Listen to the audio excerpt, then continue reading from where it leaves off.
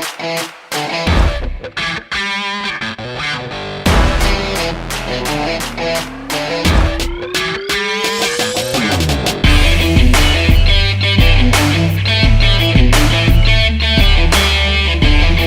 name is Sarah Rae. Welcome back to my channel. I hope you all are doing well. Today is a surprise true crime and makeup video. Your regularly scheduled one is for next week, but my mom brought me this case because, well, we can do something for this woman, and I'll explain to you why here in just a moment. Today we are talking about one of those cases where they didn't get a fair trial or treatment that we're all entitled to. This person's name is Melissa Lucio, and I'd like to bring you her case because if you guys decide that she deserves that fair trial and deserves to not be executed next month on the 27th, then we can spread the word and stop this and give her that fair trial. But it's up to us to spread that word, to tell others, to post online and do something. So that is why I'm bringing you that case today. So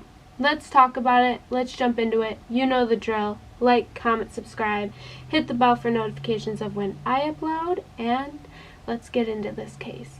Okay, well, I need to get prepared. So, Melissa Elizabeth Lucio was born July 18th, 1968 in Lubbock, Texas, and she was a janitor in her adult life. She was surrounded by a big family, and her mom's name was Esperanza, but people called her Hope, which is very beautiful. She was really close with her sister Diane, and she was described as being very quiet, caring, and well-liked, but she had this really rough life growing up. So at the age of 6, Melissa was sexually assaulted by a family member, and she was also abused throughout her childhood and into Melissa's teen years. So she did try to tell her mom, but her mom, she didn't want to hear about it. She didn't want to believe it. I mean, what mom does, your daughter's being hurt. You kind of want to push that out of your mind. I mean, you don't want to believe that. So at the age of 16, Melissa became a child bride to get away from that rough life she was living, but she married straight into a continuous rough life, into a abusive relationship.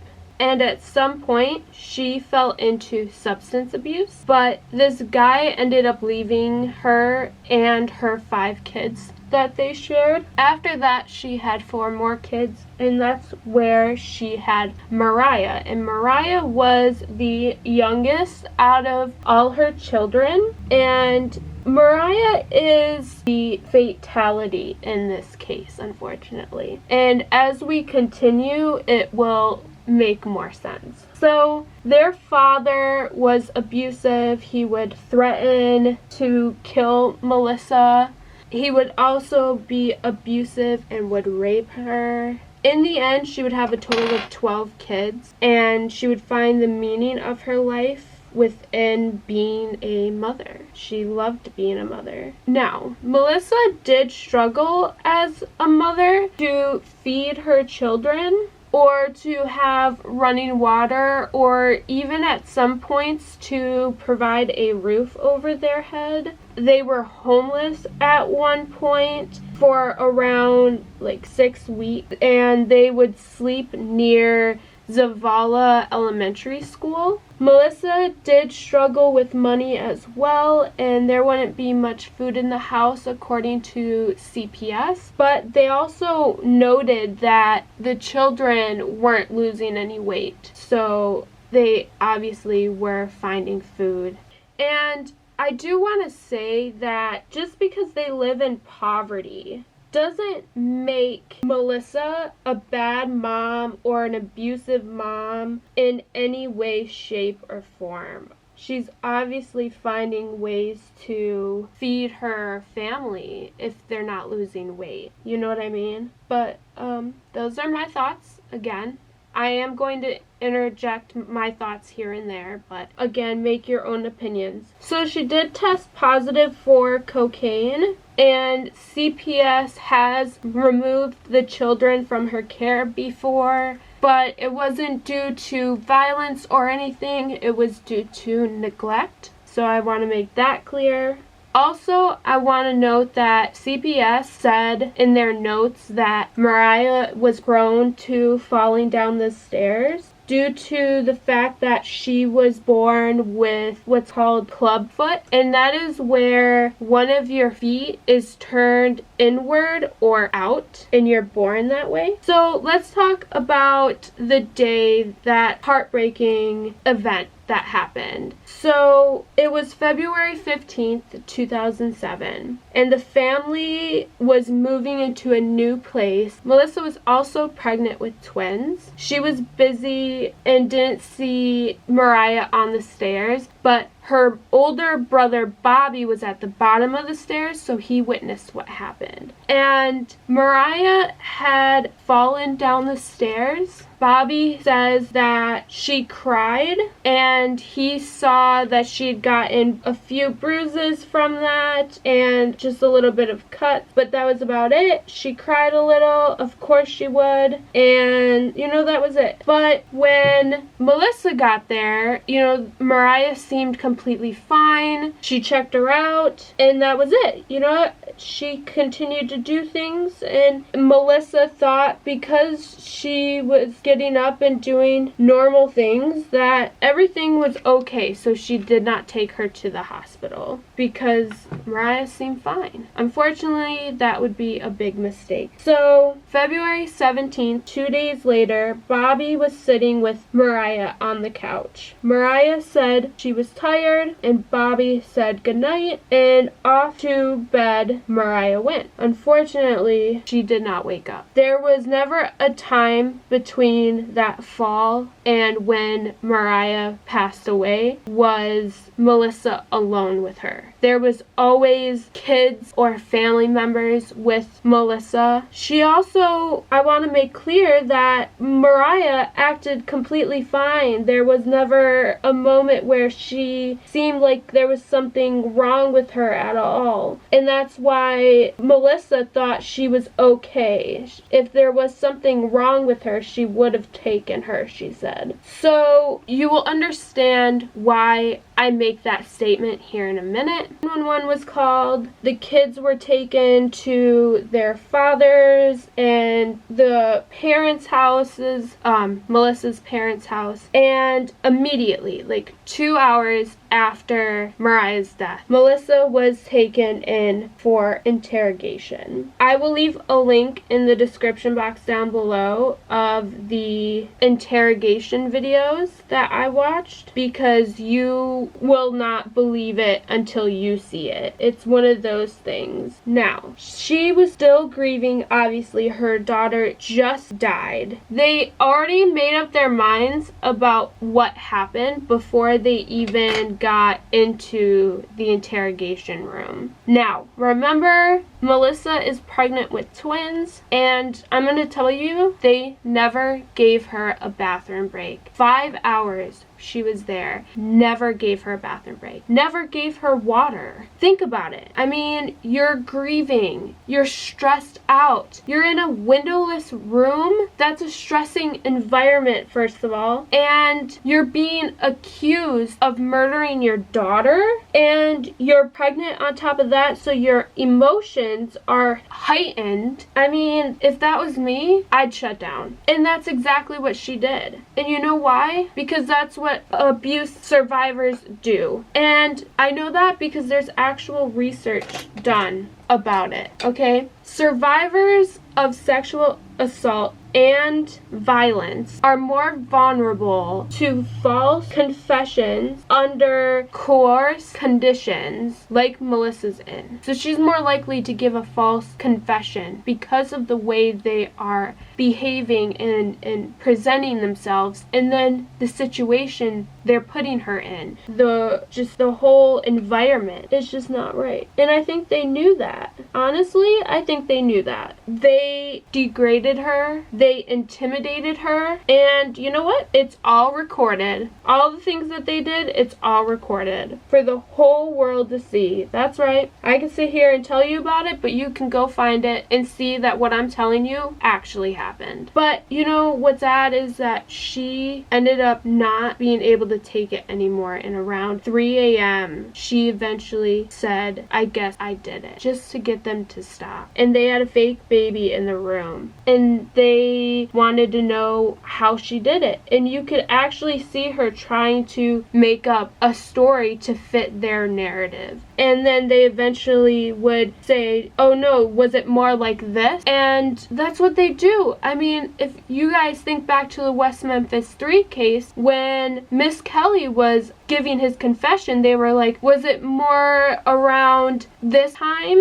They were like trying to get him to agree to a narrative that they were trying to create. And you know, that's what they do to get what they want. And it's so sad that that's our law enforcement. It's no longer about them trying to help you, or innocent until proven guilty. It's guilty until proven innocent. You know, back in the day, I know I'm rambling, but back in the day, it used to be that they would rather see 10 guilty men go free than allow one innocent man to go to jail. Now it's hell. Let 10 innocent men go to jail to not let one guilty man go free. And that ain't right. So they got to Mariah that night. She had bruises all over her body from head to toe. And the autopsy, she said it was homicide, and that it was the worst case of child abuse that she had ever seen. And then she said that there was blood in the brain, which was due to a punch or a kick or some significant injury. Which, by the way, a fall down the stairs don't go with a significant injury. Also, she found contusions on both sides of her head, so like on this side and this side. So the trial came, and the kids never took the stand. And I don't understand why, because they were there. They would be able to contest to the abuse side of the allegations and really talk about what happened that day when she fell down the stairs. But Pete Gilman, who is the defense attorney, he said he didn't know, what the prosecution would ask. And he didn't want them to be manipulated or confused. But he never brought any of it to the trial. None of what the kids say to the trial, which would help, The allegations, they never looked into Mariah's medical records, allegedly, okay, from what we know. When it came time to show the confession recordings, they only played the last part where she confessed, which of course they would. They wouldn't show the parts that make them look bad. They deprived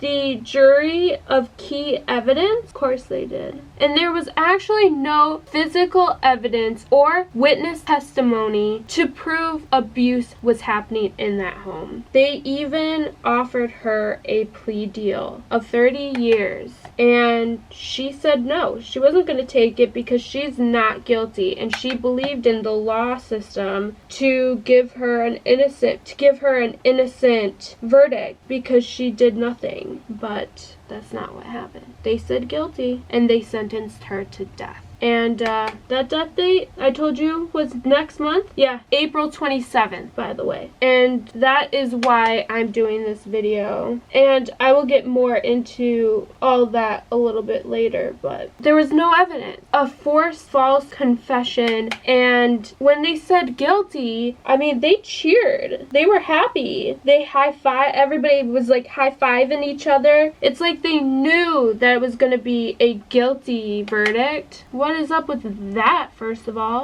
Then an affidavit came out from a woman named Norma Villanueva, who was hired by the defense, and she was denied the children until way late. And she spoke to the children, and one of them admitted something very important. And her name was Alexandra is her full name, by the way. And she admitted that she was the one responsible for Mariah's death. And her reason was that she was angry that day and that Mariah was crying. Also, Alex don't see Mariah as a sibling, as a sister, because they have different dads. So even Melissa admits that Alex feels this way, and so does one of Alex's older sisters, says that this is the way Alex is. And this sister also says that Alex would bang Mariah's head against the ground, and that she would also tease her, make fun of her, terrorize her, that Mariah was actually afraid of Alex. But I do want to make it known that Alex does say that she don't remember saying this, that she made that statement. She does not remember saying that. So we got to take that into consideration. So Norma brought this to Pete's attention, the defense lawyer, okay? And he stated that this is not to be conveyed to anyone outside the room they were in. And it was also not to be brought up in trial. The kids were also asked how they were punished, and they would say that when Melissa got mad, she would pinch them on the arm, or she would pat them on the butt, or she would just put them in the corner. Which none of that, you guys, seems that bad. I mean, honestly. The other big problem with this case is that during the trial, the election for district attorney was going on, and if you don't know, the district attorney is also a prosecutor, so it's kind of a conflict there. And his name was Armando Villalobos. Sure, that sounds right. His last case was bad, and he really was thinking he needs a win. And this was kind of like an easy case, I guess, for them. And not too long after this trial and the election, the DA found himself arrested for bribing and paying the judges. Yeah, that's nice. He faced 9 counts of public corruption. He denied it though, and in the end he got 13 years. So he can deny it all he wants, they still found him guilty. But you would think that because of this, because he was found guilty for paying judges and bribing people, that they would retry his cases.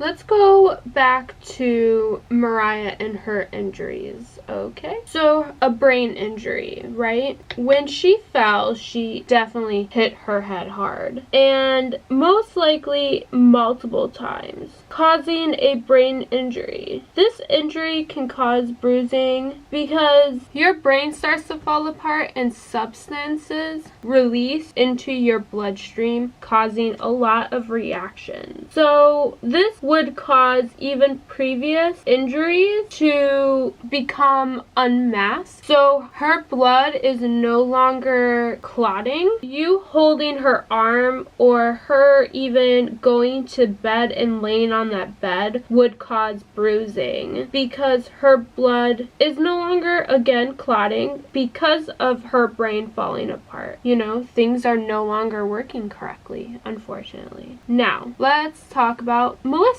So Melissa don't meet the criteria for a mom that kills their children. There are 6 different groups according to Dr. John Pinkerman, who is a psychologist. So number 1 is a severe mental illness, and Melissa does not have a mental illness and never had a mental illness. Number 2 is retaliatory actions towards a child. child. So think of them letting down their parent or the child being offensive towards the parent. So them retaliating and harming the child. This does not seem like that type of a case. The next one would be history of violence against children, and that definitely does not fit Melissa. She's never had a history of harming her children. As you heard from CPS, there is no word of abuse at all from her children, from people. No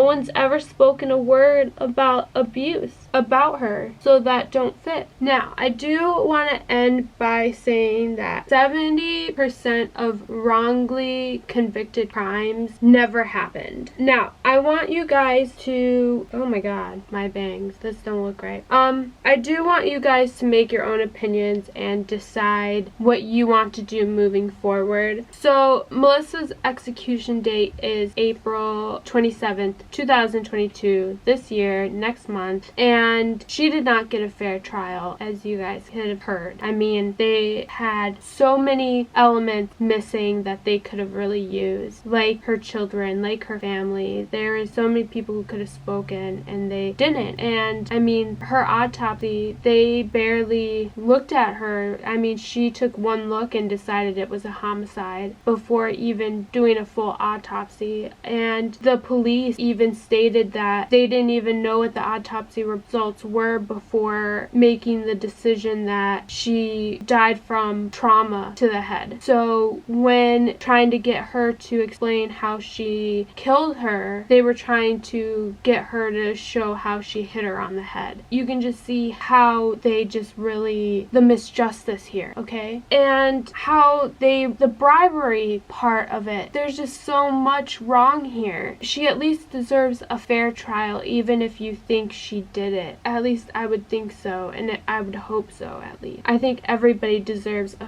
fair trial, whether they did it or not, you know? So everything you need to know on what to do going forward is in the description box down below. There's like a petition, there is if you live in Texas, there's a number you can call to let them know that you want the execution date stalled and a fair trial to go and happen. And there is a section where you can copy and paste what to put on your social medias and just all of that. So those links will be in my description box down below. That's it. I have a platform, and I feel like with that I could at least do something, whether nothing comes of it and the execution still happens. I put out a video and I tried, you know, but I hope some of you guys will stand with me. But if you don't, it's not gonna stop me from loving you guys any less.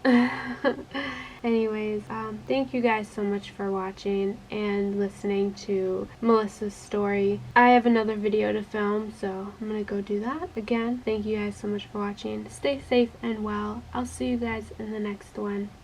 Bye.